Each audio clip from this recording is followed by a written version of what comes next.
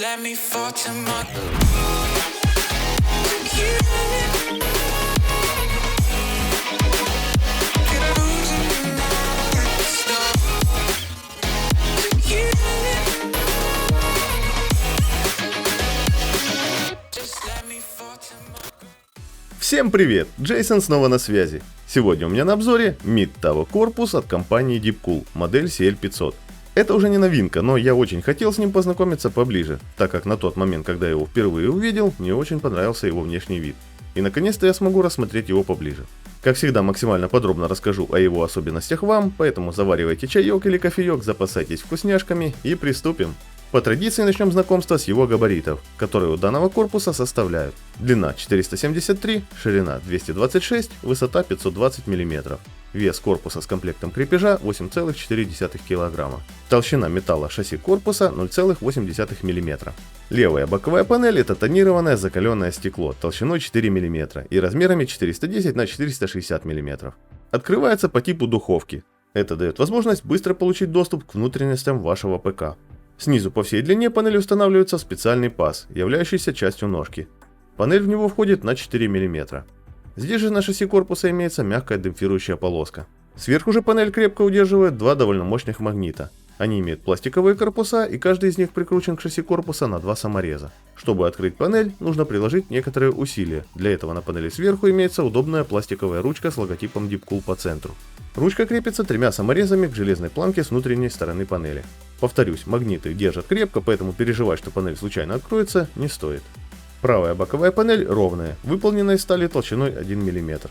Вставляется в шасси корпуса и крепко удерживается так же, как и левая панель, то есть с помощью паза в ножке снизу и двух магнитов сверху.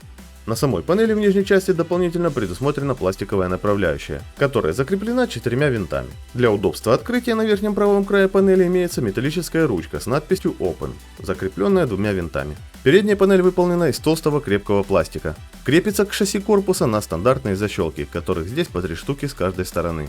Конструктивно состоит из 3 частей. К центральной части, которая выполнена в виде крупной решетки, снаружи, слева и справа присоединены декоративные панели серого цвета. Закреплены они с внутренней стороны на 4 защелки и 5 саморезов каждая. Ну а центральную внутреннюю часть занимает пластиковая сетка с крупными ячейками. Она несъемная, если говорить точнее, она приплавлена к центральной части. На передней стороне шасси корпуса можно разместить 3 120 или 2 140 мм вентилятора. Радиатор СЖО поместится на 120, 140, 240, 280 или 360 мм.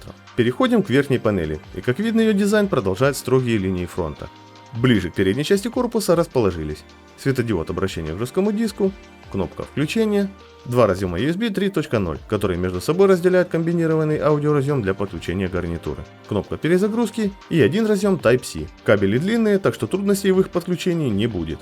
Самая крупная квадратная кнопка по центру отщелкивает съемную верхнюю крышку. На крышке с внутренней стороны используется точно такая же пластиковая сетка с крупными ячейками, как и на передней панели. Под крышкой в пластиковой накладке верхней панели есть продолговатые посадочные отверстия для двух 120 мм вентиляторов. Также здесь можно разместить радиатор СЖО на 120 или 240 мм.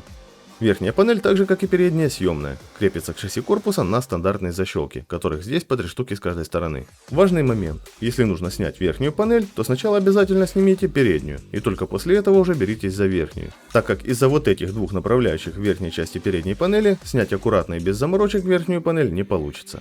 На задней панели правее от отверстия под заглушку для материнки находится посадочное место под один 120 мм вентилятор или радиатор СЖО с возможностью небольшой регулировки по высоте.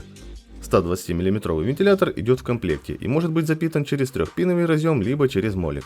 Что за вентиль используется, сказать не могу, так как он не имеет каких-либо опознавательных знаков, кроме логотипа Deepcool в центре крыльчатки. Ниже идут 7 горизонтальных съемных заглушек для видеокарты и периферии. Стандартные винты крепления заглушек закрывает декоративная крышка, которая закреплена одним винтом.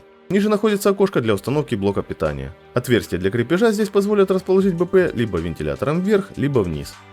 На нижней части корпуса вентиляция для блока питания прикрыта небольшим пылевым фильтром. Пластиковые ножки сделаны наклонными и сплошными по всей длине боковин корпуса. Мягкие проставки присутствуют.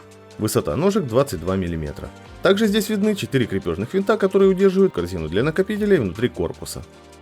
Внутри блок питания закрыт кожухом.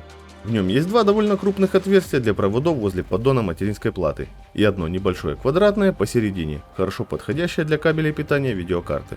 Вырез спереди под вентиляторы и системы СЖО имеет глубину 75 мм. Для чего здесь вот эти два отверстия, я так и не понял. Если кто знает, напишите, пожалуйста, в комментарии. Расстояние от края материнки до верхней части корпуса здесь примерно получается равным 60 мм. Корпус может принять на борт материнки формата Mini ITX, Micro ATX и ATX. 9 стойк под материнку уже установлены на свои места. Еще 4 лежат в пакетике с доп. Крепежом. Вот так выглядит весь комплект. Кстати, прикольно, что есть в комплекте вот эти два уголка. Они предназначены для того, чтобы заблокировать открытие боковых панелей. Как их собрать и использовать, вы сейчас увидите. Это будет очень полезно при различных вариантах транспортировки системника.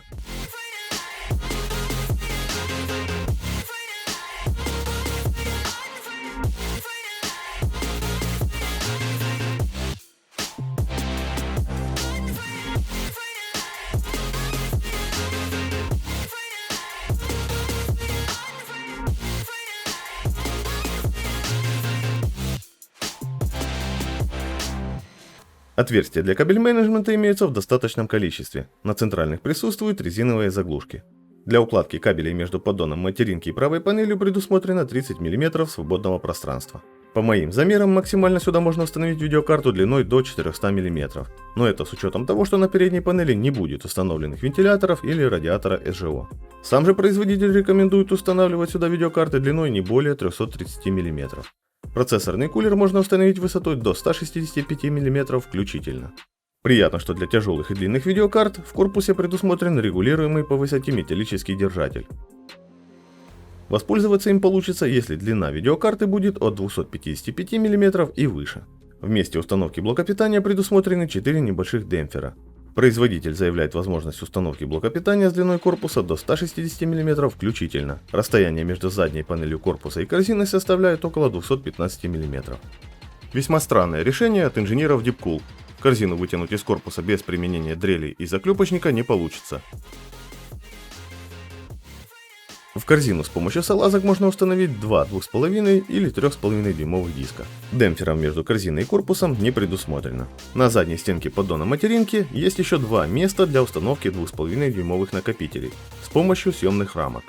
Кстати, вот здесь есть еще 4 отверстия для крепления еще одного 3,5 дюймового диска.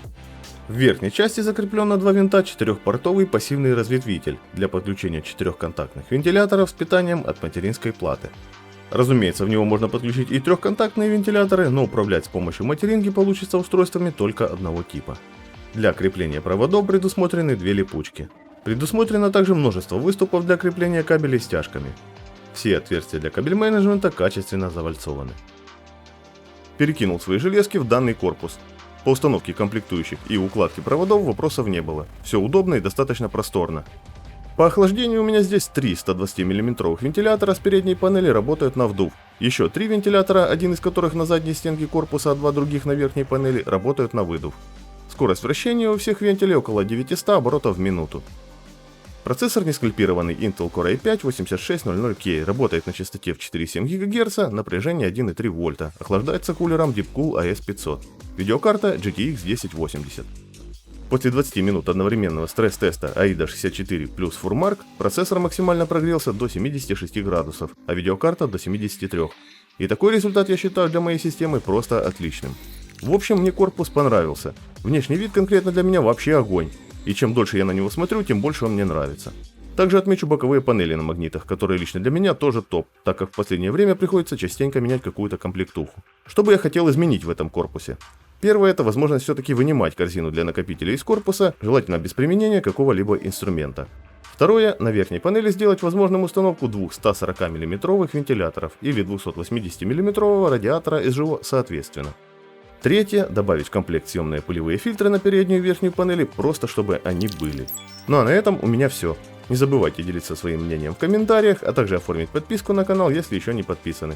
Желаю всем удачи, добра, здоровья, хорошего настроения. С вами, как всегда, был Джейсон. Увидимся в новом видео.